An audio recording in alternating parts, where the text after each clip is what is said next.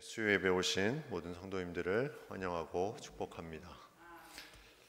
오늘 본문의 말씀은 사도행전에 하나님이 주시는 귀한 복음을 가지고 나아가는 바울의 어떤 핍박이 다시 시작되는 가운데 그 핍박 속에 유대인들의 그런 죽이려고 하는 핍박 속에서 로마 천부장을 통해서 그곳에서 결박돼서 끌려가는 것, 이것이 어쩌면 하나님이 바울을 살려두기 위한 보내신 그 부분의 섭리가 아닐까 하는 부분이 생각이 됩니다.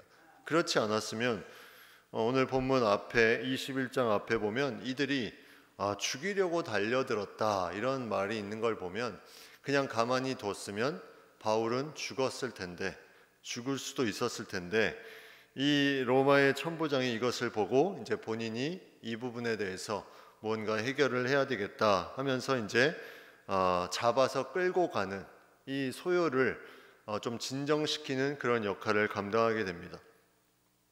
때로는 우리가 모르는 사이에 하나님의 이러한 놀라운 보호하심의 역사가 있을 수 있다는 거죠.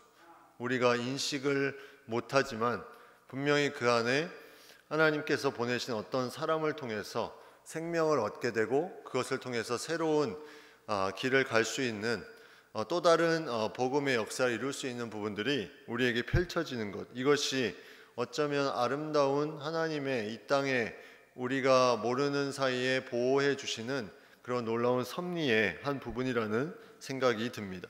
오늘 본문에 보면 바울은 이렇게 천부장을 통해서 영내에 끌려가면서 말을 하기 시작합니다. 37절에 보면 내가 당신에게 말할 수 있느냐 이렇게 말합니다.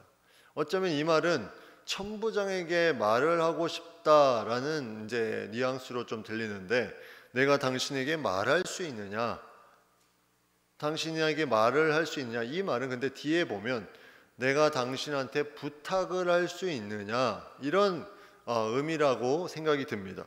근데 이 말을 듣는 순간에 이 천부장이 뭐라고 말하냐면 내가 헬라 말을 아느냐. 이 로마에서 주로 사용했던 언어는 라틴어를 주로 사용했는데 이 라틴어가 아닌 헬라 말을 아느냐 이렇게 로마 천부장이 말한 것은 라틴어가 그 가운데 많이 쓰여졌음에도 로마 사람들이 주로 구어로 많이 사용했던 언어 중에 하나가 바로 이 헬라어였습니다. 헬라 말이 그 당시에 계속해서 퍼져나갔기 때문에 그곳뿐만이 아니라 로마에도 이렇게 퍼져나가는 언어의 부분들을 생각해 보게 됩니다. 다시 말하면 이 천부장은 자신이 헬라 말을 할 수 있는데 네가 나에게 무엇을 부탁하려고 하면 헬라 말을 해야 되는데 그 헬라 말을 할 수 있느냐 이렇게 물어보는 거죠. 근데 여기서 재미있는 내용이 나오는데 내가 이전에 소요를 일으켜 자객 4,000명을 거느리고 강야로 가던 애굽인이 아니냐, 이런 사람이 있었던 것 같아요. 자객을 거느리고 애굽으로 가던 이 사람이 있었는데 이 사람이 히브리 사람이면서 어떤 헬라 말을 또 하는 그런 어떤 애굽의 태생을 가지고 있는 그런 사람이 또 있었던 것 같아요. 그래서 이 로마의 천부장은 네가 그 애굽 사람이 아니냐 하면서 그렇게 말을 하는 부분을 통해서 이 소요를 일으키는 또 그 가운데 있었던 사람이고, 또 이를 통해서 뭔가 그 전에 들었던 그런 인물들이 바로 이 바울을 통해서 나타나는 것을 보게 됩니다. 이걸 통해서 계속해서 바울은 자신의 어떤 부분들을 계속 강조하면서 보여주고 또 이걸 나타내려고 하는 그 부분들이 가득히 넘치는데, 여기서 뭐라고 하냐면 바울이 말하기를 나는 유대인이다. 나는 이 애굽인이 아니라 유대인이고 소읍이 아닌 길리기아 다소시, 길리기아라는 지금으로 말하면 한 주에 있는 어떤 큰 성이라고 하면 그 성의 수도가 다소인데, 길리기아라는 큰 성에 다소라는 시의 시민으로 내가 그 태생을 가지고 있는데 청하건대, 여기서 이제 본격적으로 청하는 내용이 나오죠. 그 청하는 내용이 뭐냐면 백성에게 말하기를 허락해달라. 백성에게 말하기를 허락해달라. 이 천부장은 자신에게 무언가를 말하는 것이라고 생각하고 네가 헬라 말을 아느냐 이렇게 말했는데 이 바울의 생각은 그게 아니라 이 여기 모인 백성들, 나를 반대했던 이 사람들, 또 모여있는 사람들에게 내가 이 말을 좀 할 수 있느냐, 그것을 허락해달라 이렇게 말합니다. 그랬더니 천부장이 하라고 허락을 하죠. 허락을 해서 그가 바울이 층대위에 서서 이제 백성에게 손짓하면서 히브리 말로 말하기 시작합니다. 여기 히브리 말이라고 되어 있는데 과연 이 히브리 말은 무슨 말일까? 구약 성경의 히브리어일까? 아니면 다른 어떤 단어 언어일까? 이제 조금 연구한 자료에 의하면 이 히브리 말은 구약 성경에 사용했던 그 히브리 말하고는 조금 다른 어떤 그 당시에 조금 더 백성들이 많이 사용했던 언어라고 이제 그렇게 알려져 있습니다. 그런데 여기 보면 헬라 말을 처음에 이제 천부장에게 했는데 여기서는 히브리 말로 말을 했다. 과연 왜 히브리 말로 말을 했을까? 이 당시에 백성들이 많은 사람들이 유대인이었고 그 당시에 사용하던 언어가 여기서 나오는 이 히브리 말이라고 하는 언어가 뭐냐면 아람어에 가까운 그런 언어였습니다. 아람어.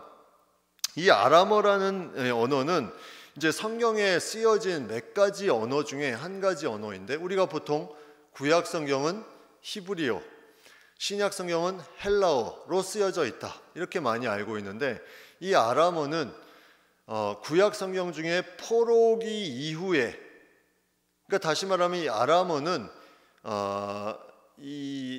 페르시아 바사, 이 포로로 끌려간 그 바벨론을 또 정복한 바사 지역의 언어로 많이 사용했던 그런 언어가 이 아람어였는데 히브리어와 아주 밀접한 그런 관계가 있고 또 모양새도 약간 유사한, 그리고 히브리어처럼 오른쪽에서부터 써내려가는 그런 언어가 이 아람어였는데 이 아람어가 원래는 유목민의 그런 언어였는데 이 언어를 유목민이 왕국을 건설하면서 중간에 이렇게 퍼뜨리기 시작합니다. 자신의 언어들을 퍼뜨리는데 이런 유목민의 세력이 점점 커지게 되고 그리고 나중에 그 지역을 정복하는 바사 제국의 공용어로 되면서 그 바사 제국의 포로가 된 나라들이 그 언어를 사용하기 시작합니다. 쉽게 말하면 어떤 정복된 나라에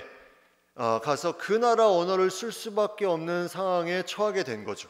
이스라엘 사람들도 그래서 이 유목민의 언어였던 이 아람어를 바벨론 포로가 된 이후에 바벨론을 바사가 정복하면서 그 바사 지역에서 많이 사용됐던 이 페르시아어가 그대로 그 이후에도 유대인의 언어로 사용됩니다.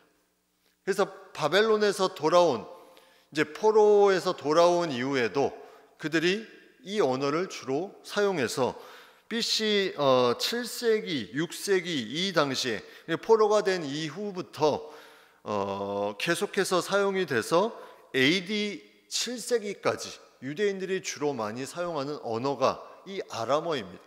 근데 예수님 시대에도 이 아람어를 많이 사용했다는 기록이 있고 우리가 많이 아는 달리다굼, 에바다, 지난주에 고난주간 엘리 엘리 라마 사박다니 이런 게 다 아람어입니다. 아람어의 어떤 부분에 계속해서 그 유대인들이 사용했다는 것은 그들이 이걸 친숙하게 사용할 수 있는 무언가 포로기 이후에 그런 흐름이 있었다는 거죠.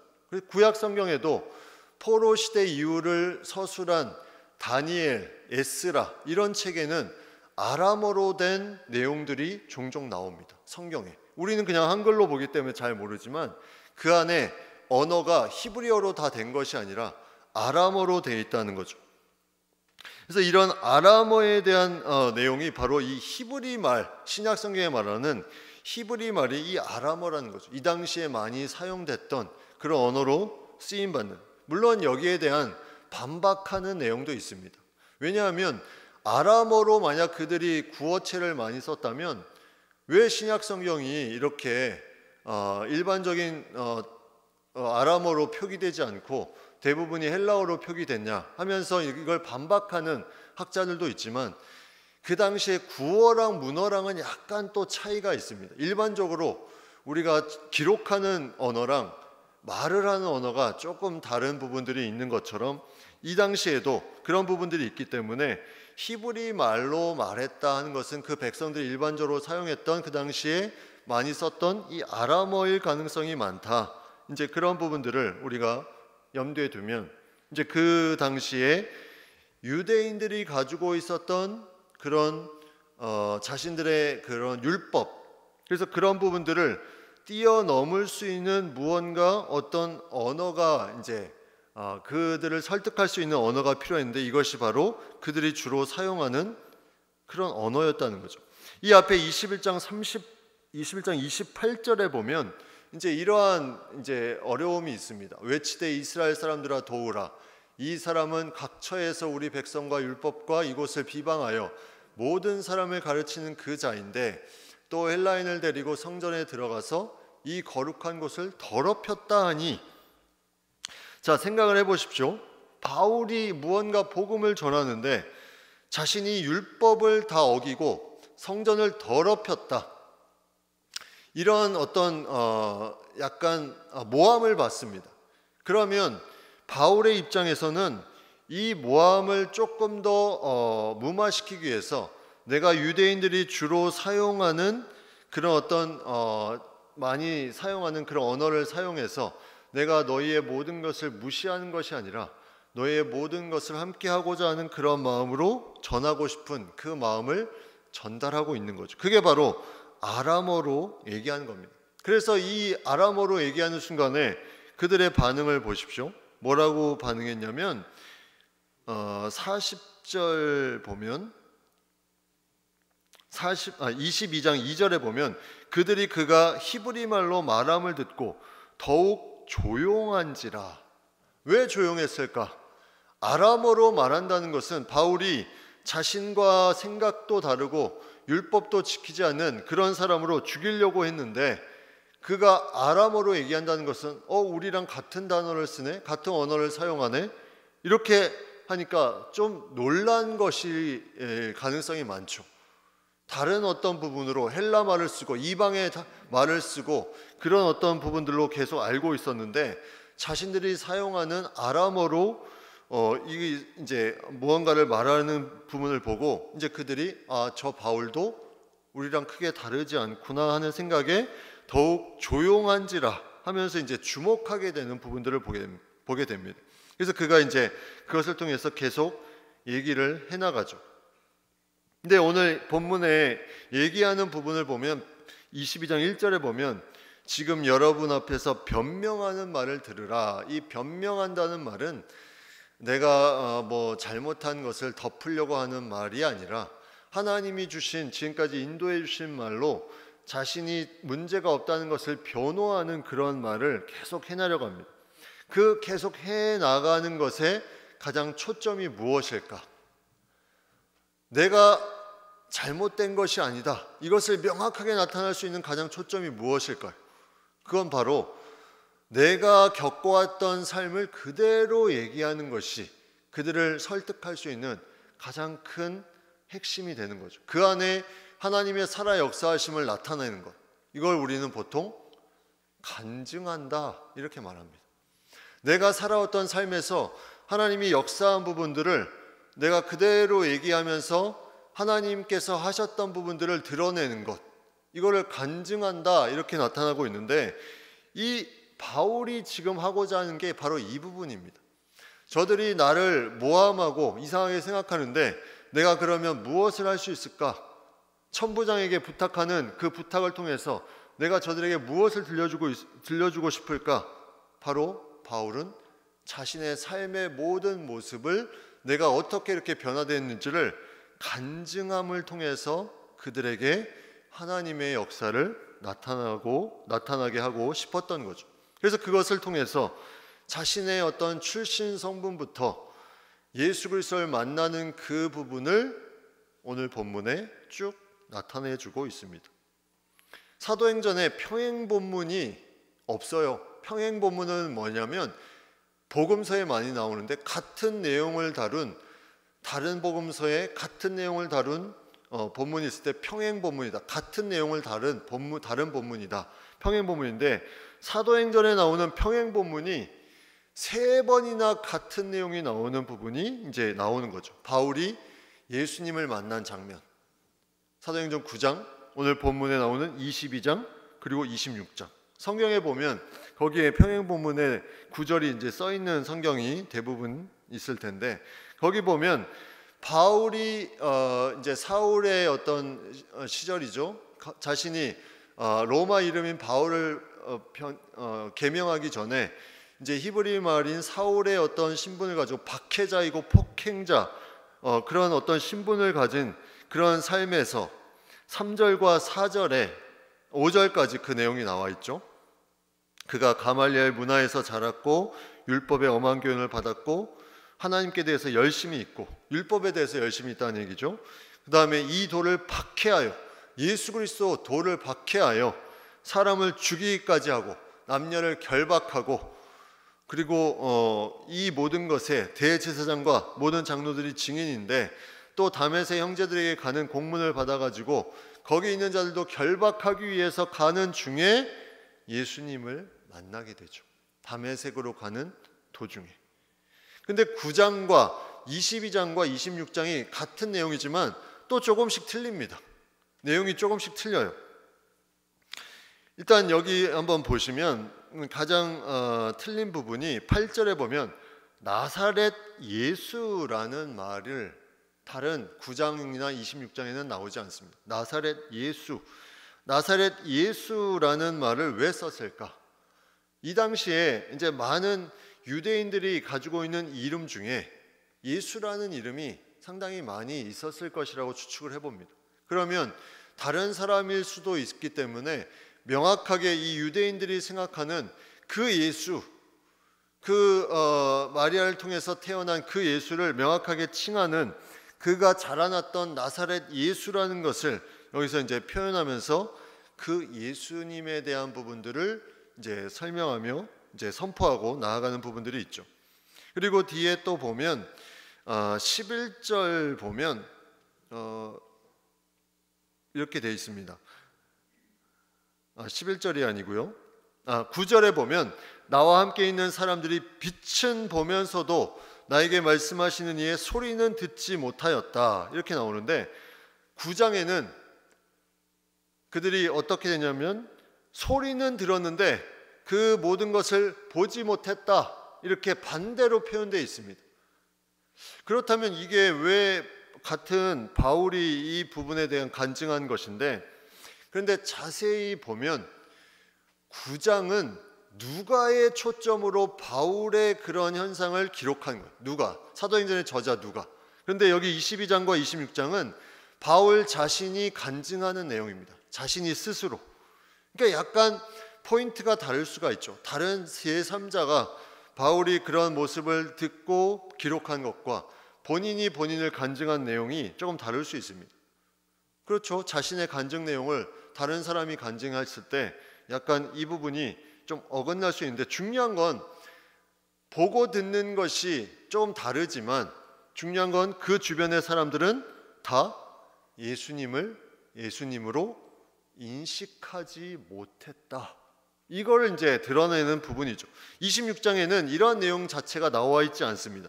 그런데 22장과 9장이 완전히 이제 반대되는 부분으로 소리는 어떤 데는 듣고 어떤 데는 보는 것만 보고 이렇게 이제 바뀌는 부분이 나와 있지만 중요한 건 그 모든 것에 그들은 인식하지 못했다는 거죠. 오직 바울만 그분이 예수님인 것을 인식하고 이제 그걸 통해서 움직여 나아가는 것.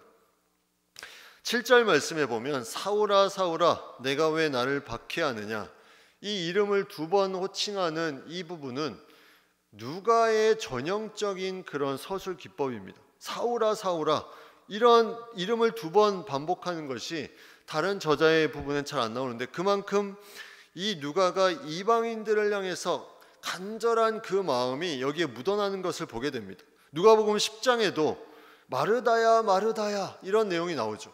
마리아는 일을 하지 않고 예수님 곁에 서서 말씀을 들었을 때 이제 마르다가 불평합니다. 왜 같이 일하게 하지 않냐? 그랬더니 예수님이 마르다야 마르다야 이런 이제 표현이 나오죠. 그리고 지난주에 우리가 고난주와 묵상기도에 나누었던 그 시몬 베드로에 대한 부분, 거기에 보라 사탄이 너희를 밀가부르하려고 요구하였으나 그러나 내가 너를 위하여 내 믿음이 떨어지지 않기를 기도하였노니 너는 돌이킨 후에 내 형제를 굳게 하라. 그때 바로 앞에 불렀던 호칭이 시몬아 시몬아, 여기도 2번 반복됩니다.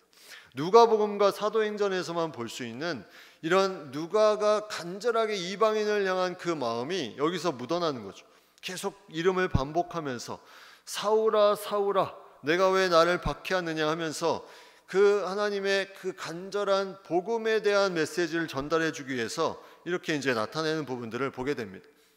그래서 결국 이렇게 쭉 자신의 예수님을 만난 얘기들을 이제 나누게 되고 9장에 나와 있는 것처럼 아나니아라는 다메섹에 있는 이제 한 사람을 이제 만나게 되는 내용이 오늘 본문에도 10절부터 그 내용이 나오죠. 내가 해야 할 모든 것을 거기서 누가 이르리라. 이게 이제 아나니아라는 사람으로 이제 나오고 그 뒤에 이제 이름이 나오는데 보시면 12절에 보면 아나니아라 하는 이가 내게 와 곁에 서서 말하되 형제 사울아 다시 보라 하거늘 즉시 그를 쳐다보았다. 그 이후로 이제 눈이 먼 상태로 이제 끌려다니면서 다메섹까지 갔는데 아나니아를 만나서 이제 다시 보게 되는. 근데 9장에는 어떤 내용이 있냐면 이 아나니아에게 하나님이 환상 중에 또 말씀하시는 내용이 나옵니다. 바울에게만 말한 것이 아니라 아나니아에게도 명확하게 말씀해서 아나니아가 직가라 하는 그곳에 가서 이 사울을 만나게 되고 이 바울이 이제 다시 눈이 떠지는 것이 이제 나오게 되는데 오늘 이 22장에는 그 아나니아에게 하나님이 말씀하신 내용은 나와 있지 않지만 그 내용은 동일하게 이제 다메섹에서 만나게 되고 그가 눈을 다시 뜨게 되는 이 내용이 나옵니다. 그래서 이제 사명을 받는데 그 사명에 대한 내용이 14절 15절에 보면 이렇게 말씀합니다. 그가 또 이르되 우리 조상들의 하나님이 너를 택하여 너로 하여금 자기 뜻을 알게 하시며 그 의인을 보게 하시고 그 입에서 나오는 음성을 듣게 하셨으니 내가 그를 위하여 모든 사람 앞에서 내가 보고 들은 것의 증인이 되리라. 이게 하나님이 주신 바울을 향한 부르심입니다. 내가 그 모든 것의 증인이 될 것이다. 내가 보고 들은 것의 증인이 될 것이다 하면서 여기서도 이제 유대인 그 핍박하는 자들 앞에서 증인으로서의 그의 역할을 감당합니다. 결국 이 아나니아라는 이제 칭찬받는 사람 한 사람을 통해서 그가 새로운 이제 눈을 뜨게 되고 그 이후로 이제 그가 하나님의 일들을 감당하는데 아라비아에 갔다가 다시 다메섹에 돌아와서 예루살렘에 돌아갔다 이제 하는 내용이 갈라디아서와 이제 사도행전 앞부분에 이제 나오는데 그런 어떤 삶을 통해서 17절에도 나오죠. 후에 내가 예루살렘으로 돌아와서 이제 이게 3년 후 그가 예수님을 만나고 아라비아에 갔다가 다시 다메섹으로 돌아와서 다시 예루살렘으로 돌아와 이제 그 부분을 하는 것을 보게 되죠. 그 앞에 보면 주의 이름을 불러 세례를 받고 너의 죄를 씻으라. 왜 주저하느냐? 빨리 가서 이 부분을 하라고 이제 말하는 것을 보게 됩니다. 그래서 아나니아를 통해서 뭔가 새로운 이제 인생이 시작되고 죄 씻음을 받고 그가 하나님의 마음을 가지고 이제 이방의 증인으로서 살아가게 되는 놀라운 역사가 이제부터 펼쳐지는 것. 이거를 많은 것들을 하고 나서 다시 간증으로 유대인들을 향해서 말하고 있는 거예요. 이게 실제로 이루어진 거죠. 하나님께서 이렇게 인도하셨는데 그대로 이루어진 것을 그가 간증하면서 말하고 이제 나아갑니다. 이제 그 말하는 가운데 계속해서 이제 자신이 19절 20절에 보면 그 내용은 뭐냐면 주를 믿는 사람들을 자기가 가두고 회당에서 때렸고 스데반이 순교할 때 옆에서 옷을 지키고 있었고 그래서 나는 이제 유대인들에게는 이것 내가 말하는 것이 통하지 않을 것이다. 이런 부분들을 이제 얘기하고 나아가는데 21절에 보면 떠나가라. 내가 너를 멀리 이방인에게로 보내리라. 하나님의 사역을 감당할 때 뭔가 안 맞는 대상이 있을 수 있다는 거죠. 바울에게는 이 유대인들이었어요. 왜 그러냐면 자신이 핍박하고 그렇게 잡아가두고 다 어려움을 처하는 그 모습을 다 봤는데, 그가 유대인들에게 복음을 전하면 이 사람들이 마음을 여는 게 쉽지가 않겠죠. 어릴 적에 어떤 교회에서 자신이 막 장난꾸러기고 막 사고 뭉치고 막 이랬는데 그 교회에 사역을 한다고 생각을 해보십시오. 교인들이 그 모습을 봤을 때 저 어릴 때 그 모습이 막 생각나니까 은혜가 되지 않겠죠. 이 바울도 사역자로서의 그가 살 수 있는 가장 복음의 중심으로서 할 수 있는 그곳을 하나님은 알고 이방인에게 너를 보내겠다 이렇게 말씀하시고, 이방인에게 이미 그런 어떤 바울의 그런 모습, 그가 이제 어떠한 모습을 가지고 있는지 알기 때문에 내가 너를 멀리 이방인에게 보낼 것이다. 너 그런 거 걱정하지 마라. 네가 하는 사역에 네가 가장 합당한 부분을 준비하고 있기 때문에 거기에 네가 걱정하지 마라. 하나님이 다 알아서 너를 멀리 보내주신다 하면서 그렇게 보내서 그가 지금까지 그것을 통해서 사역을 감당했음을 그가 고백하면서 사람들에게 나아가게 됩니다. 이 부분이 중요한 부분이죠. 하나님의 그런 놀라운 복음의 역사를 이루어가는데 사람들을 적재적소에 배치하면서 그 복음이 잘 흘러갈 수 있도록 하는 것. 우리는 내 자신이 선택한 것 같지만 그것이 나의 선택이 아니라 하나님의 선택이며 하나님께서 이끌어 주셨다는 것을 이제 우리는 바울을 통해서 알게 되는 거죠. 때로는 내가 생각하기를 이 부분은 나의 일이 아닌 것 같은데, 여기는 내가 해야 될 부분이 아닌 것 같은데, 이러한 부분들이 들 수 있지만 하나님은 그 가운데서도 하나님의 인도하심이 있었고 거기에 대한 합당한 거기에 관련된 무언가를 할 수 있기 때문에 하나님이 세워주셨다는 것, 여기에 대한 믿음이 있어야 된다는 거죠. 그걸 가지고 이제 나아가면서 바울이 계속해서 말하고 나아가는데 22절에 보면 뭐라고 이제 결말이 나냐면, 이 정도 얘기했으면 이제 좀 돌이키고 뭔가 이제 회복의 그런 부분들을 보이면 좋은데 22절에 뭐라고 말하냐면, 그들이 듣다가, 끝까지 들은 것도 아닙니다. 듣다가 소리질러 이르되 이러한 자는 세상에서 없애버리자 살려둘 자가 아니라, 이렇게 또 말합니다. 다시 죽음의 위협 가운데 처하게 됩니다. 이런 계속해서 반복되는 바울이 복음을 전하고 죽음의 위협 가운데 처하고 이방 선교 1차, 2차, 3차에 이어서 이제 이 예루살렘에 와서 유대인들에게도 계속 반복돼서 이러한 부분들을 하는데, 그들이 어떠한 모습을 보이냐면 떠들며 옷을 벗어던지고 티끌을 공중에 날렸다. 이게 다 현재형으로 나타나고 있다는 거죠. 떠들며 옷을 벗어던지고 티끌을 공중에 날렸다. 이 표현들이 뭐냐면 내가 너무나 저 한 바울을 죽이고 싶은 그 열망이 가득하다, 이것을 이렇게 세 가지로 표현한 거예요.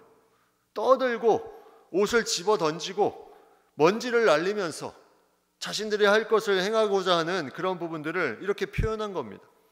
결국은 바울은 이제 다시 위협 속에서 죽을 수밖에 없는 그 상황에 처하게 되고, 여기에 대해서 이제 어떻게 될지 모르는 상황에서 또다시 누가 이제 일어서냐면 천부장이 또 이제 나서게 됩니다. 여기에 이제 그 모든 소요가 있으니 또 어려움이 있으니 천부장이 바울을 다시 영내로 데려가라 명령하게 되죠. 어쩌면 천부장이라는 인물은 바울에게 두셨던 하나님의 천사라는 생각이 듭니다. 하나님이 계속 유대인들이 죽이려고 할 때 이 믿음이 없는 천부장이 옆에서 계속 도와줍니다. 이 하나님의 손길로 도와줘서 결국 영내로 가서 그에 대해서 왜 떠드는지, 무슨 일을 하는지 신문을 하라. 오히려 채찍질하고 신문하는 것이, 그것이 고통이지만 바울의 생명을 유지할 수 있는 길이었음을, 그래서 고통에서 완전히 벗어나는 것이 하나님의 인도하심이 아닐 수도 있다는 부분을 우리가 생각해 보게 됩니다. 이것이 사역하는 하나님의 일을 감당하는 사람의 어떤 하나님의 인도하심의 이 부분까지도 생각해 볼 수 있는, 내가 어려움에 처한 부분인데 왜 완전히 해결되지 않고 어중간하게 해결해 주십니까? 이런 생각이 들 수 있는, 무언가 구원은 받았지만 또 채찍질을 당하며 신문을 당하는 그런 상황 가운데 있는 바울의 모습, 그런 모습 가운데 이제 바울이 결정적으로 이제 그들을 놀라게 하는 한 가지 말을 하는데, 이제 이 부분이 뭐냐면 자신을 로마 시민이라고 말하는 내용입니다. 로마 시민. 로마 시민이다. 여기서 이제 상황이 완전히 역전되는 부분들이 이제 여기에 이제 자세하게 나와 있지 않지만 그런 역전되는 부분들이 나옵니다. 로마 시민이다. 근데 어떻게 바울이 로마 시민이 되었을까? 이 부분은 이제 많은 학자들이 연구를 했을 때, 이제 로마의 시민권을 얻기 위해서는 로마가 지배하는 도시에 살고 있었어야 돼요. 근데 이 길리기아 다소라는 이 지역에서 아마도 바울의 조상 중에 누군가가 여기에 살고 있는 중에 이 다소가 로마의 행정구역에 소속이 되었고, 그것을 통해서 그 조상이 시민권을 얻었고, 그것이 조상 대대로 내려와서 여기 보면 나면서부터 이게 가능했다는 거죠. 누군가 조상이 시민권을 가지고 있었기 때문에. 근데 천부장은 뭐라고 말하냐면 나는 돈을 많이 들여서 이것을 얻었다. 생각을 해보십시오. 이민 간 사람이 돈을 들여서 시민권을 얻은 것이랑 그 본토 사람이랑 누가 더 영향력이 크겠습니까? 당연히 그 본토 사람이겠죠. 나면서부터 시민권을 얻은 사람. 근데 돈을 들여서 이 시민권을 얻은 천부장이 이 로마 시민인 바울이 나면서부터라는 말을 듣고 이제는 신문하려던 사람들도 물러가고 또 두려워했다. 이렇게 표현하고 있습니다. 완전히 상황이 역전된 거죠. 천부장이 자기의 마음대로 막 채찍질도 하고 이렇게 했는데, 로마 시민인 사람을 함부로 법정에서 판정도 안 됐는데 이렇게 하면 안 되는 거거든요. 그 당시의 법이. 근데 채찍질을 막 해놓고 알고 보니까 자신은 돈을 주고 산 로마 시민권을 이미 나면서부터 가지고 있었다. 이러니까 두려워할 수밖에 없죠. 이런 부분으로 이제 그가 이제 마음을 이제 다시 이제 어려움 가운데 천부장이 이제 그러한 상황을 알고 다시 진정하면서 다시 어떤 공회 속에서 이 바울의 범죄를 확증하려는 그런 시도를 공식적으로 하게 됩니다. 그전에는 자기 마음대로 하려고 했는데 이제는 그게 아니니까, 로마 시민이니까 공회를 통해서 처리하려고 하는 모습이 그 다음에 드러나죠. 우리의 어떤 하나님이 주시는 귀한 마음들이 이 바울을 통해서 많은 것들을 이제 생각하게 되는데, 바울은 그런 엄청난 일들을 계속해서 당하면서도 그가 계속 가지고 있었던 것은 마지막까지 하나님의 복음을 전했다는 거죠. 마지막까지 끌려가면서 마지막까지. 그러나 그때마다 하나님이 그를 보호하시고 지키시고 무언가 길을 인도하시고 계속 보호하셔서 여기까지 오고, 결국은 이 뒤에 보면 로마까지 가게 됩니다. 여기에 하나님의 놀라운 역사가 계속 이루어지고 있다는 거죠. 하나님의 복음을 가지고 나아가는 사람이 이런 하나님의 보호하심이 있었다는 것, 이거는 너무나 귀한 고백이며, 또 바울이 오늘 자신의 간증을 통해서 마지막까지 전하려고 했던 그 마음들이 너무나 귀하게 다가오는 것은 그 복음의 능력이 그를 사로잡고 있기 때문이며, 그것을 통해서 계속해서 하나님의 마음을 나눠주고 싶은 그 마음이 있기 때문임을 우리가 생각해 보게 됩니다. 우리가 찬송가